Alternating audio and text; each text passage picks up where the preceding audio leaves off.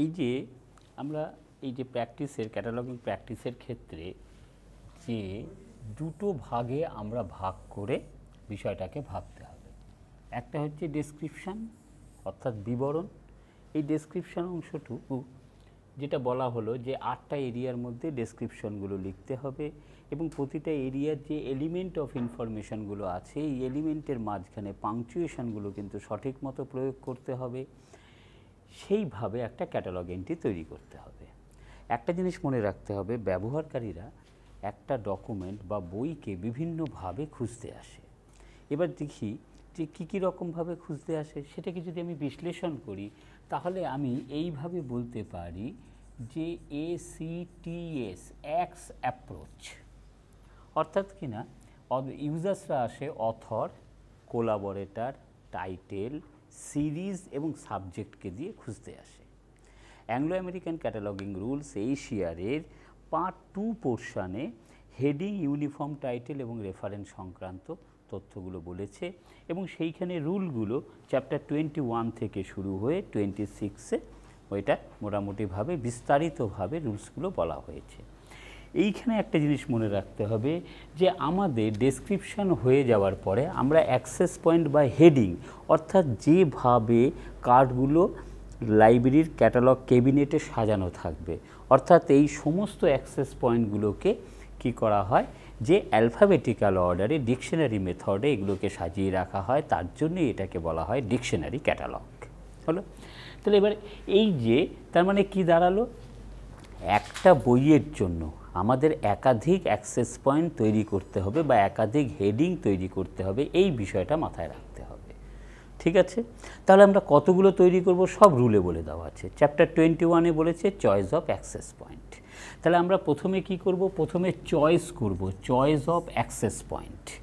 তারপরে আমরা এই যে নামটা পেলাম, যে তথ্যটা পেলাম সেইটাকে রেন্ডার করব, অর্থাৎ গুছিয়ে লিখব। যেভাবে ব্যবহারকারীরা খুঁজতে আসে সেই দৃষ্টিভঙ্গিতে আমরা গুছিয়ে লিখব। সেই জন্য দেখো চ্যাপ্টার 22-তে হেডিং ফর পারসনস, চ্যাপ্টার 23-তে জিওগ্রাফিক নেমস, চ্যাপ্টার 24-এ হেডিংস ফর কর্পোরেট বডি এবং ইউনিফর্ম টাইটেলস নেক্সট চ্যাপ্টারে বলা আছে চ্যাপ্টার 25-এ। তাহলে আমি কি বিষয়টা বলতে চাইছি, প্রথমে আমরা নির্ধারণ করব রুল অনুযায়ী যে কাকে আমরা অ্যাক্সেস পয়েন্টে রাখব এবং তারপরে সেটাকে সাজিয়ে গুছিয়ে রুল অনুযায়ী লিখব।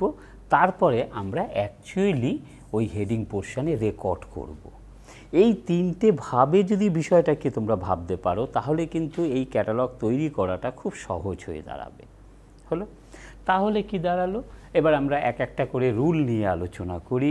প্রথমে বলছে যে works of single personal authorship, অর্থাৎ কিনা একটা বই যদি একজন অথর লিখে থাকেন, একজন অথর যদি বইটা লিখে থাকেন তাহলে আমরা ডেসক্রিপশানে কি দেব, সেই ডেসক্রিপশানটা তো নিশ্চয়ই তোমাদের মানে বোঝা গেছে যে টাইটেলটা লিখলাম, তারপরে যেটা প্যারালাল টাইটেল, আদার টাইটেল যা রইল, তারপরে স্ল্যাশ দিয়ে স্টেটমেন্ট অফ রেসপন্সিবিলিটি, সেই অথরের নাম যে ব্যক্তি দায়ী মানে রয়েছেন, ধরা যাক লিখেছেন SR রঙ্গনাথন, হলো রঙ্গনাথন লিখেছেন, তাহলে আমরা কি করব, এইখানে সেইভাবেই লিখব SR রঙ্গনাথন। একটা জিনিস মনে রাখতে হবে, নামের আগে যে সমস্ত অনারিফিক ওয়ার্ডস দেওয়া থাকে, যে সমস্ত যেমন ডক্টর, প্রফেসর, মিস্টার, মিসেস ইত্যাদি, এগুলো আমরা বাদ দেব। নামের পরে তার যা মানে অফিসিয়াল মানে অ্যাটাচমেন্ট রয়েছে, সেই জাতীয় কোয়ালিফিকেশান, এই জাতীয় তথ্য বাদ দেব, সম্পূর্ণ নামটা দেব। তাহলে ডেসক্রিপশনে লিখব SR রঙ্গনাথন। হলো?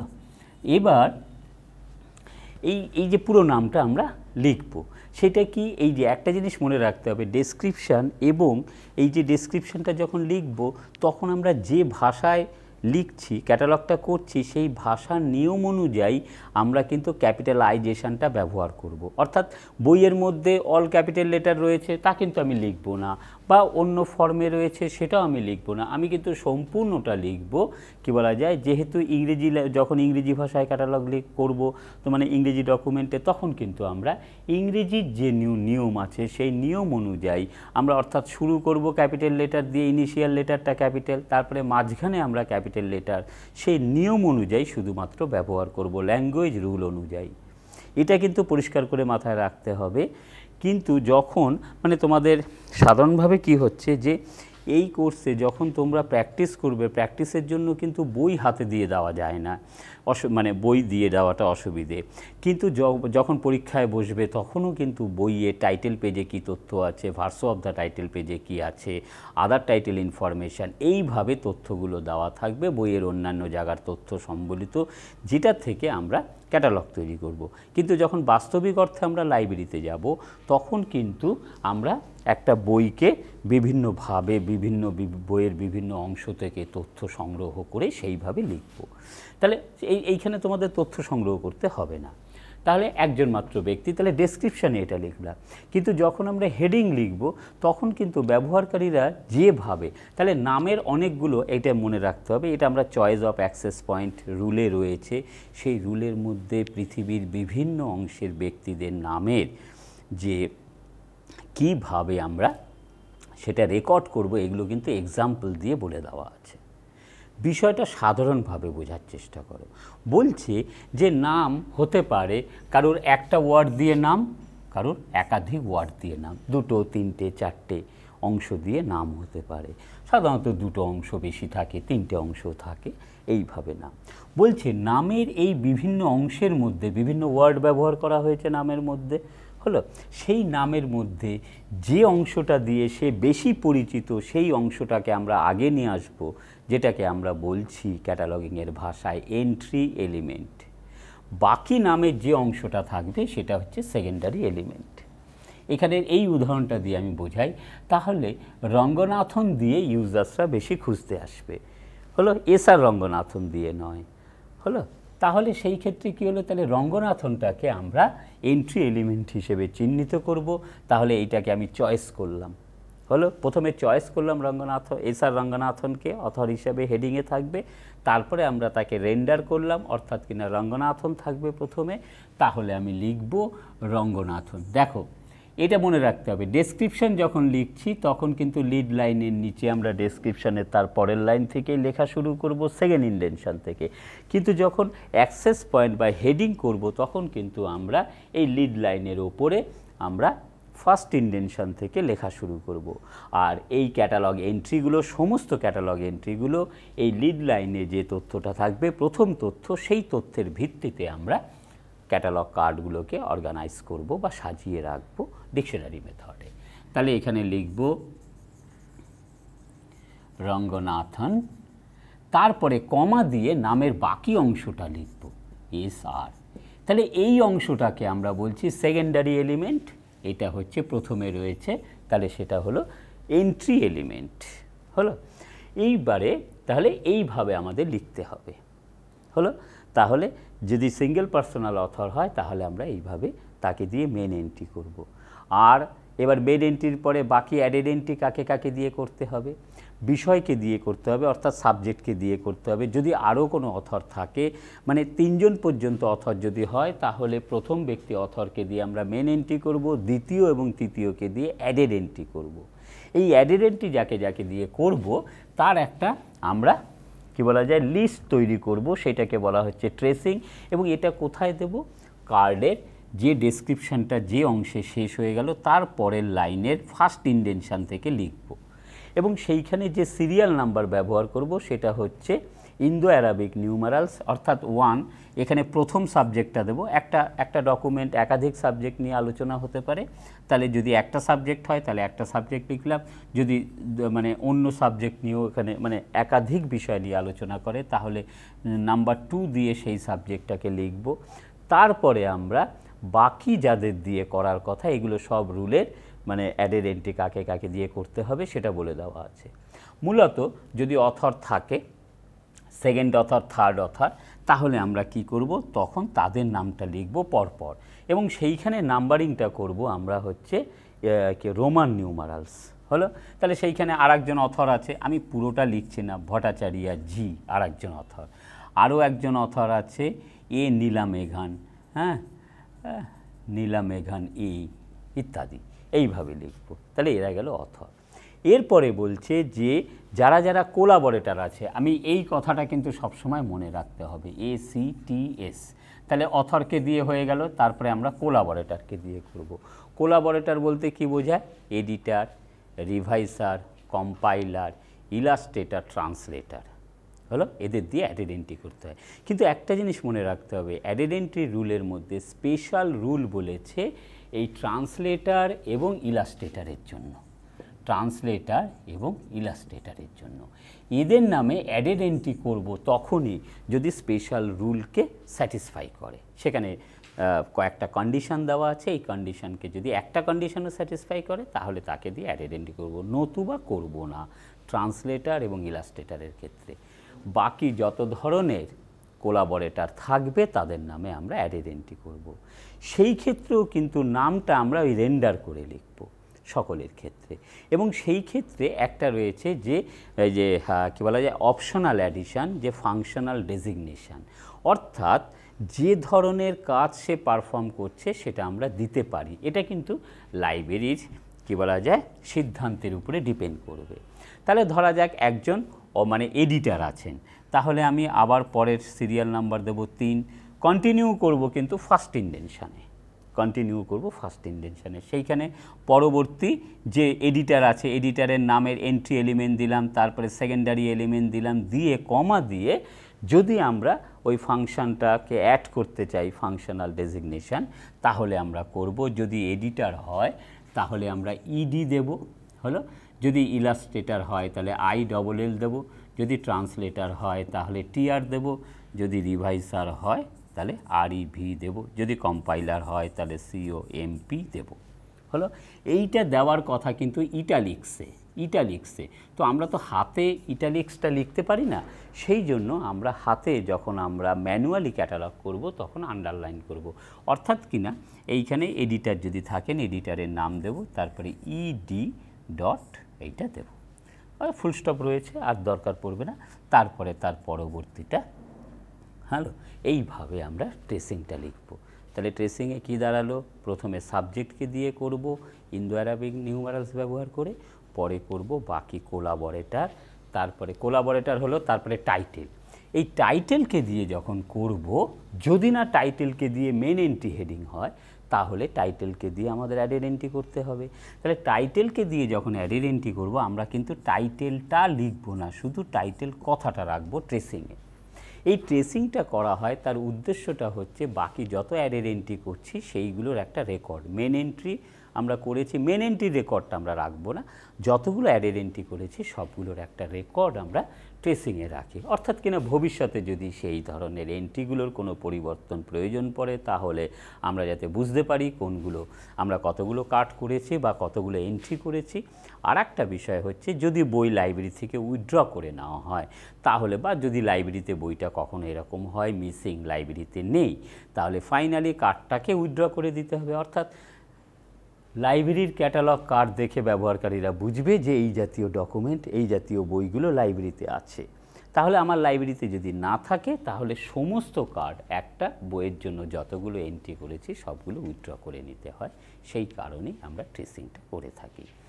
এশিয়ারে এগুলো আমরা সিসিসি যখন করব তখন হচ্ছে এই কার্ডের পেছন দিকে, কার্ডে এইখানে একটা চিহ্ন থাকবে হোল, যেই হোলটার মধ্য থেকে একটা স্টিলের রড কেবিনের মধ্যে ঢুকিয়ে রাখা হয় যাতে এগুলো তো লুজ থাকবে, আলাদা আলাদা থাকবে, যাতে ওটা খুলে না ব্যবহারকারীরা ব্যবহার করতে গিয়ে যাতে বেরিয়ে না যায়, সেই জন্য এইখানে বেঁধে রাখা। মানে এটা ধরা যাক আমি মানে ক্যাটালগ সাইজের এরকম জায়গায়।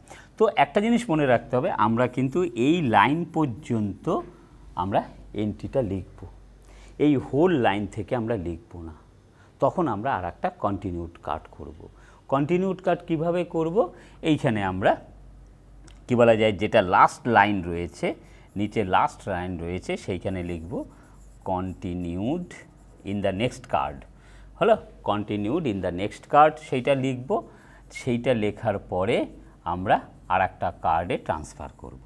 এবার যেহেতু কার্ডগুলো লুজ থাকে সেই জন্য যেটা কন্টিনিউড কাট করব সেইখানে যে তথ্যগুলো দেব সেইটা একটু মাথায় রেখে দেবে যে এইটা কোনো রুলে কিন্তু বলা নেই, এটা কনভেনশনালি আর এটা আমরা করব যাতে আমরা বুঝতে পারি যে কোন মানে এন্ট্রির জন্য আমরা এই কন্টিনিউয়েশন কার্ডটা করছি। সেই জন্য যখন কন্টিনিউড কার্ড করব তখন কি হচ্ছে, কন্টিনিউড কার্ডে আমরা এই যে উপরে যে সাদা অংশ আছে সেখানে CONTD কন্টিনিউড 1 লিখব, লিখে আন্ডারলাইন করব, আন্ডারলাইন করে দেব। তারপরে এইখান থেকে আমরা যেটা করব সেটা হচ্ছে প্রথমে লিখব শর্ট টাইটেল। শর্ট টাইটেল বলতে বোঝায় শুধুমাত্র টাইটেল প্রপারটাকে দেব, আদার টাইটেল ইনফরমেশন প্যারালাল টাইটেল ইত্যাদি দেব না, শর্ট টাইটেল দেব। তারপরে আমরা যেটা দেব যে এডিশান, এটা কোন এডিশান, সেই শর্ট টাইটেল এডিশান, দেন হচ্ছে না এই জায়গাটায় প্রথমে দেব অ্যাক্সেস পয়েন্ট। অ্যাকচুয়ালি শর্ট টাইটেলটা প্রথমে নয়, প্রথমে দেব অ্যাক্সেস পয়েন্ট, মানে যে হেডিংটা আমরা করেছি সেই হেডিংটা দেব, তাহলে হলো অ্যাক্সেস পয়েন্ট হলো। তারপরে হচ্ছে শর্ট টাইটেল ফুল স্টপ দিয়ে দিয়ে করব, তারপরে হচ্ছে এডিশান, তারপরে হচ্ছে ইয়ার অফ পাবলিকেশান। একটা জিনিস মনে রাখতে হবে, যদি এই কন্টিনিউয়েশন কার্ডের এই হেডিংটা লিখব, এই লিড লাইন থেকে লেখা শুরু করব, কন্টিনিউয়েশন হবে এইখানে, যেখানে শেষ হবে শেষ করলাম। তারপরে একটা লাইন আমরা গ্যাপ দেব, এখানে লিখব না, তারপরের লাইন থেকে লেখা শুরু করব। কোথা থেকে লেখা শুরু করব, ফার্স্ট ইন্টেনশন না সেকেন্ড ইন্টেনশন, সেটা কিন্তু নির্ভর করবে এইখানে আমরা যেখানে ছেড়ে এসছি। যদি এখানে জায়গা থাকতো তাহলে আমি এর পরের লাইনটা যে পজিশান থেকে শুরু করতাম কন্টিনিউড কার্ডে সেই পজিশান থেকে শুরু করব, হলো। এইটা একটু মাথায় রাখতে হবে, কারণ আমাদের এই কার্ডগুলো যেহেতু এরকম আলগা আলগা থাকে, সেই জন্য যদি একটা রিলেশন না রাখা যায় মেন কার্ডের সাথে, মানে যে কার্ডের আমরা অ্যাডেড এই কন্টিনিউড কার্ড করছি তার যদি একটা রিলেশন না রাখা যায় তাহলে কিন্তু এটা লাইব্রেরিতে যদি কার্ডটা কখনো পড়ে যায়, মানে মিলেমিশে যায়, তাহলে কিন্তু সেটা খুঁজে বার করতে পরপর রাখতে অসুবিধে হবে, সেই কারণ এইটা করি। তাহলে কি দাঁড়ালো, তাহলে আমরা মেইন এন্ট্রি চয়েস করছি, সেই বিষয়টা আলোচনা করছি। তাহলে প্রথমে গেল হচ্ছে ওয়ার্কস অফ পার্সোনাল অথরশিপ। এই ওয়ার্কস অফ পার্সোনাল অথরশিপটাকে দুটো দৃষ্টিভঙ্গিতে ভাবতে হবে, রুলে বলে দেওয়া আছে। তাহলে এই যে ওয়ার্কস অফ পার্সোনাল অথরশিপ, সেইখানে বলেছে যে প্রিন্সিপাল রেসপন্সিবিলিটি ইন্ডিকেটেড, আর একটা বলেছে, এটা দুটো ভাগ এই রুলে, প্রিন্সিপাল রেসপন্সিবিলিটি নট ইন্ডিকেটেড, অর্থাৎ এখানে প্রধান দায়িত্ব কার আছে সেটা বলে দেওয়া আছে, এটা প্রধান দায়িত্ব কার আছে বলে দেওয়া নেই। এইটা বুঝতে হবে। আমরা কি বলেছি যে তিনজন অথর থাকলে, তিনজন অবধি অথর যদি থাকে তাহলে ডেসক্রিপশানে তিনজনের নামই লিখব, আর কি বলা যায় মেন এন্ট্রি হেডিং করব প্রথম অথরকে দিয়ে। যদি দেখা যায় তিনের বেশি সংখ্যক অথর, তাহলে আমরা কি করব যে কি বলা যায় কাউকেই প্রধান অথর হিসাবে, প্রিন্সিপাল অথর হিসাবে কাউকেই বলা নেই, সবার নামই একই রকমভাবে আছে। তাহলে আমরা কি করব, মেন এন্ট্রি হেডিং করব টাইটেলকে দিয়ে, ডেসক্রিপশানে প্রথম অথরের নামটা লিখব, লিখে 3 ডট, আমি ডেসক্রিপশানের সময় বলেছি 3 ডট এবং স্কোয়ার ব্র্যাকেটের মধ্যে এট অল, মানে আরও অনেকে, বিষয়টা এই রকম হলো। তাহলে সেইটা দেব। তাহলে সেই ক্ষেত্রে মেন এন্ট্রি হবে কি বলা যায় তোমার ফার্স্ট মেনশন অথরকে দিয়ে। এখানে একটা জিনিস বলতে হবে যে তাহলে কি এটা হচ্ছে প্রিন্সিপাল রেসপন্সিবিলিটি নট ইন্ডিকেটেড, প্রধান দায়িত্বরূপে কাউকে বলা নেই, একই রকমভাবে সকলের নাম দেওয়া রয়েছে, একাধিক ব্যক্তি, অর্থাৎ একাধিক বলতে কি 4 বা 4-এর বেশি সংখ্যক। তাহলে সেই ক্ষেত্রে আমরা মেন এন্ট্রি করব টাইটেলকে দিয়ে, ডেসক্রিপশানে ফার্স্ট মেনশন অথরকে রাখবো, 3টে ডট দেবো, এট অল দেবো, আর ফার্স্ট মেনশন অথরকে দিয়ে একটা অ্যাডেড এন্ট্রি করব। এবার আসি আমরা প্রিন্সিপাল রেসপন্সিবিলিটি ইন্ডিকেটেড, অর্থাৎ প্রিন্সিপাল রেসপন্সিবিলিটি ইন্ডিকেটেড বলতে কি বোঝাচ্ছে যে মূল অথরের নাম সেখানে একটা চিহ্নিত করা আছে। কিভাবে চিহ্নিত করা থাকবে, যদি টাইপোগ্রাফিক্যালি ডিফারেন্স হতে পারে, অর্থাৎ কিনা ওই যে মুদ্রিত আকার যেটা রয়েছে, যে ফর্মে অথরের নাম আছে তার মধ্যে কোনো একজন বা একাধিক জনের নামে গুরুত্ব বেশি দেওয়া আছে প্রিন্টের মাধ্যমে, হ্যাঁ, সেটা বোঝানো হচ্ছে। যেমন অনেক সময় হতে পারে ক্যাপিটাল লেটারে রয়েছে, বাকিগুলো নর্মাল হ্যান্ডে মানে নর্মাল প্রিন্ট রয়েছে, অনেক সময় হতে পারে যে বোল্ড ফেসে রয়েছে, এই বিষয়টা মাথায় রাখতে হবে। যদি দেখা যায় এই রকম কিছু আছে, কিংবা আরও একটা মানে কথা বলা আছে রুলে, সেটা বলছে যে এই যে wording of the chief source of information, অর্থাৎ কিনা টাইটেল পেজে যদি এই রকম কোনোভাবে যদি সেটা লেখা থাকে যে একজন বা একাধিক ব্যক্তি তিনি হচ্ছেন প্রধান দায়িত্ব।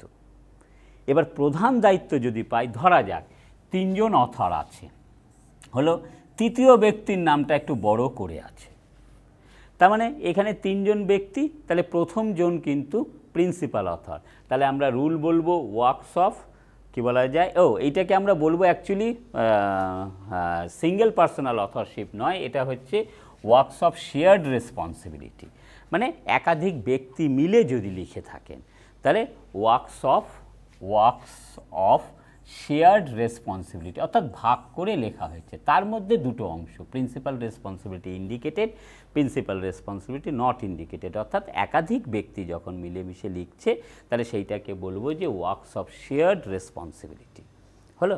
তাহলে সেই ক্ষেত্রে আমরা প্রিন্সিপাল রেসপন্সিবিলিটি নট ইন্ডিকেটেড হলে সেটা বলা হয়েছে। এবার প্রিন্সিপাল রেসপন্সিবিলিটি ইন্ডিকেটেড যদি হয়, অর্থাৎ কাউকে প্রাধান্য দেওয়া আছে, তাহলে সেই ক্ষেত্রে ডেসক্রিপশন যখন লিখব, টাইটেল হয়ে গেলে স্ল্যাশের পরে যে অর্ডারে আছে, যে ক্রমে আছে, পরপর 3 জনের নাম লিখব হলো। কিন্তু মেন এন্ট্রি হেডিং করব, যাকে প্রিন্সিপাল অথর হিসেবে চিহ্নিত করা আছে তাকে দিয়ে মেন এন্ট্রি হেডিং করব। আর এই বাকি যেহেতু 3 জন পর্যন্ত, তাহলে এই 2 জন হলো নন প্রিন্সিপাল অথর, এই 2 জন নন প্রিন্সিপাল অথরকে দিয়ে আমরা অ্যাডেড এন্ট্রি করব। তাহলে আমরা কি আলোচনা করলাম, আমি আগে একটুখানি বলার ক্ষেত্রে আমি এই শেয়ার রেসপন্সিবিলিটির কথাটা বলিনি।